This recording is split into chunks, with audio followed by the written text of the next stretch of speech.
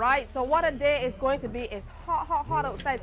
Bernard, if you don't know, Bernard is the floor manager. Bernard, you're going to have to pay waiter today because I need something to drink. He probably won't do it, but we know how Bernard is. All right, so let me say good morning to a few people. Dr. Robert Taylor is here, and he's Dean of the College of Agriculture and Food Sciences in Florida. That's you, so welcome to the mix. And we also have with us Mr. Adrian Hunt. We had an opportunity to speak with him last year, so he's no stranger. He's based overseas, but he is here to judge the livestock competition.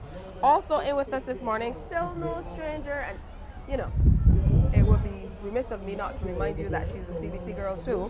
Of course, it's Wendy Burke, who's with the Rural Development Commission. So good to have you with us. All right, let's start with you, Wendy. A lot of the times when people think about agriculture, they look at it in a very linear kind of way.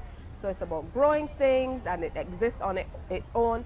But through showcases like this, we're able to see how much agriculture impacts everything we do. Yes, we do, and that's why RDC has the type of mix it has this year with its client base. Because not only is it just about the produce that you cook in the pot on a daily basis, but it's also about the byproducts. And we have a number of our clients here over the next 3 days who are doing a number of aromatherapy products. So they've actually done creams, soaps, lotions, sanitizers, even gels, that type of thing, out of various local fruits and vegetables. Wow. So that's, yeah, we have, and they'll also be using oils that they've made, and you can go over and have some massages. We have some of our clients in the Cheggins booth. She'll be doing massages over there. So it's really amazing to see. And this year we're talking about the linkages and the synergies. And it's great to see that. Even the byproducts of some of the actual fruits and vegetables. I mean, we have a guy doing some wonderful things with coconut shell. Wow. In terms of the jewelry, in terms of actual art pieces to put on your walls within the home, those types of things. So that's what we're looking to do, to foster micro businesses and not just looking at the farm-based aspect only. So to show the synergies through and through. And that's the aim, of course, of the competition. Yes. Not of the showcase. The showcase, yeah. So Adrian, Mr. Adrian Hunt, you know, we've come to know that you are going to be a part of the judging, and you spoke about all that is available where you were in terms of making the animals right in how they look and to make them suitable for what's needed in the marketplace, depending on where you are in the world. Since you started coming to Barbados, what type of changes have you seen, and has it been in line with, you know, all that you've been suggesting over time? This year in particular, we have a lot more animals in the show this year, which is something that we're striving to get the gene pool widened in front of all the classes of the animals. Also, you're seeing the animals having the farmers are finally beginning to understand what it takes to get an animal ready in a few short months for the show. You don't plan for the show all year long. It's just the last 5-6 months that you start getting ready animal for the show. So the guys are beginning to master that. Yeah. We're looking at even now how they're doing the selective breeding to pull out the characteristics that they need for the particular breeds, especially the Barbados black-bellied sheep. So you're seeing much improved animals over the last, 3 years, 4 years that I've been coming here. And there's still some improvement that can be made. I mean, you never can stop improving, but in time, we will get there. All right, so the new face in the group, Dr. Robert Taylor, Dean of the College of Agriculture and Food Sciences, and you're based in Florida. So first of all, tell us a little bit about the college. Okay, Florida A&M University, which stands for Agricultural and Mechanical University, is what we call a historically black 1890 university.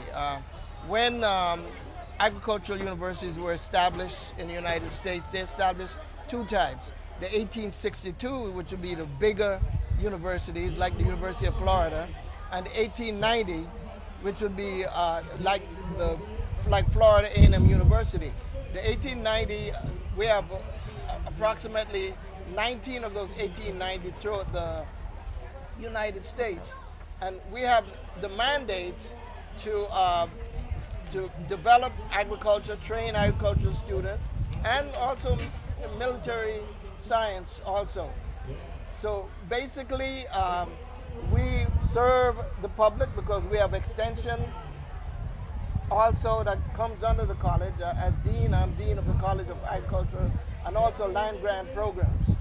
So it is our job to make sure that we train the next generation of agriculturalists in the United States. Excellent. So what brings you down the region? Well, you know, at Barbados, there is a Mike Callender who contacted me and told me about AgriFest. When he told me there was going to be possibly 60,000 people here, I think that this was the kind of forum I would like to expose our programs to. Wow. And also I know that Barbados have a very good educational system.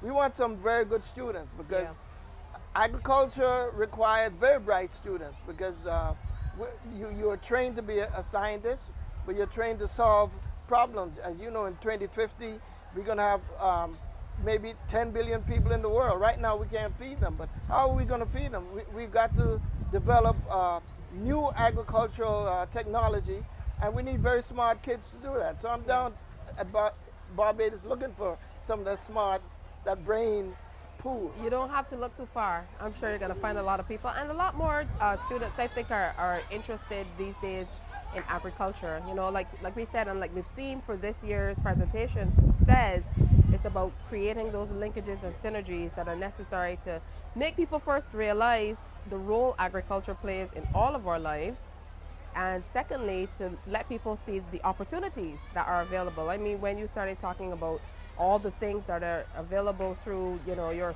associates or affiliates, you know, some of the small business people who will be coming in, it just kind of opens your mind. It does. Yeah. And I'm glad you said open mind, because we want to invite all those who are coming to AgriFest who are business people to come to our networking session between 5 and 7 on Saturday. Okay. We're going to have an awesome lighting display done by Saram, some laser lights and different things. So it's going to be a good mix in there. And we want individuals to come, bring your business cards, bring your flyers, because you never know what people are looking for or what they want. So a jewelry producer might be able to come down, and somebody might be there who's buying from an overseas shop and they're looking for something different, unique. You never know what the connections can be. So we want to encourage everybody to come down to the booth. We're located just below the bandstand, directly opposite the main stage, so they can come to the RDC booth between 5 and 7 and be a part of that networking session, because we all have to help each other's business to grow. And the only way to really understand the growth is to see how we can connect on an even playing field. What were your small business people asking for?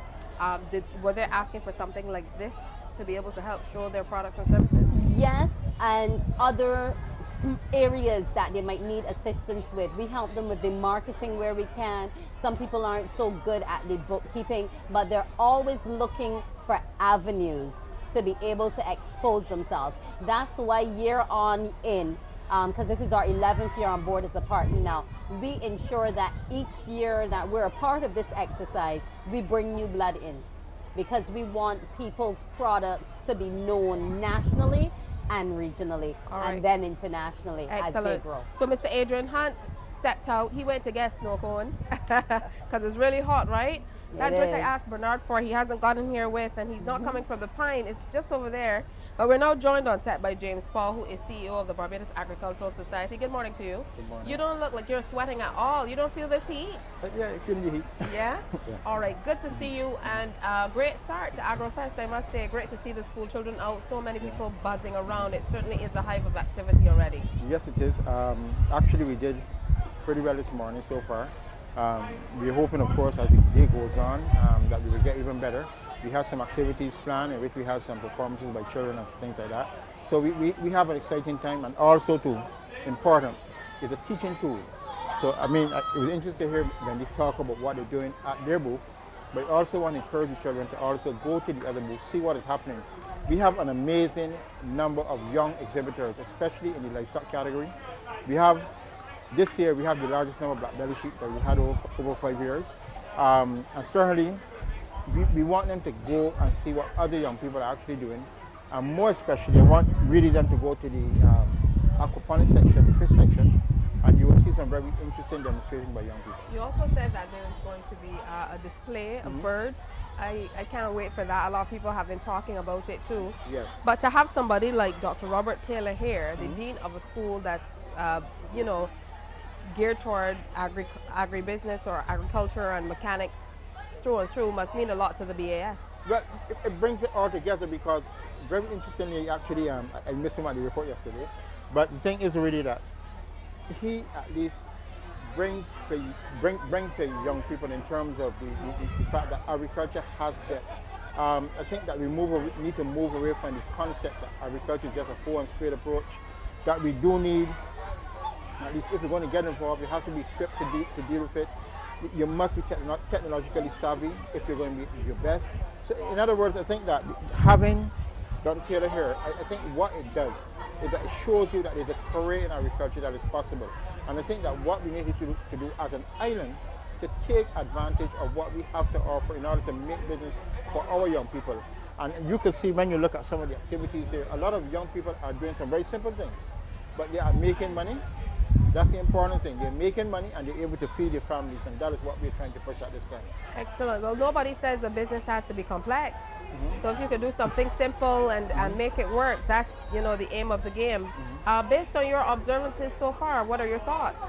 Well, I think I am really I'm amazed really.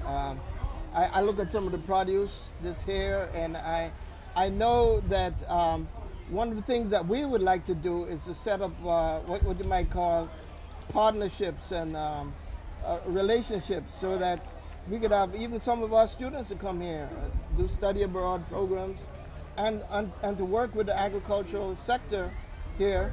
We do teach agribusiness, both at the bachelor's and master's level, you know, and so we expect to develop, you know, a relationship that, you know, will benefit both of us, you know, but benefit Barbados, because I think too that Barbados, you probably still import a lot of food, you know, and Last count I heard, the import bill was just a lot of money. And so if you could cut down on what I've seen just coming in on the airplane is that tourism is picking up. There are a lot of tourists, so you can save some of your tourist dollars that you don't have to send out to buy food if you could produce more of the food here.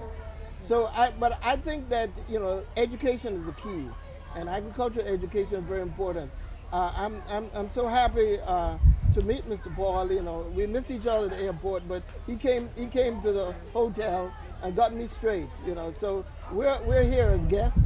You know, but we're here also to develop a future relationship. Yeah. And bring our resources here, and also help train even people who are working in the Ministry of Agriculture who want to go to more advanced degrees. You know, we're open to provide an opportunity. Excellent. Thank you so much. James Paul is CEO of the Barbados Agricultural Society. Wendy Burr is with the Rural Development Commission, and Dr. Robert Taylor is here doing a little bit of scouting. I hope you enjoy some great Barbadian stuff and come back and let me know how you feel about it. You look like you want to say something else. Go right ahead. I just want to tell him that, you know, we have oysters on. We might not be able to get it because we're finishing 10 o'clock tomorrow. So we can always take it in later on Tuesday night, okay? You could have told him that when we went off air. Might want to invite you to, no problem. All right, we're going to take a break. When we come back, it's Popcorn and a Movie. It's Grown Talk, another type.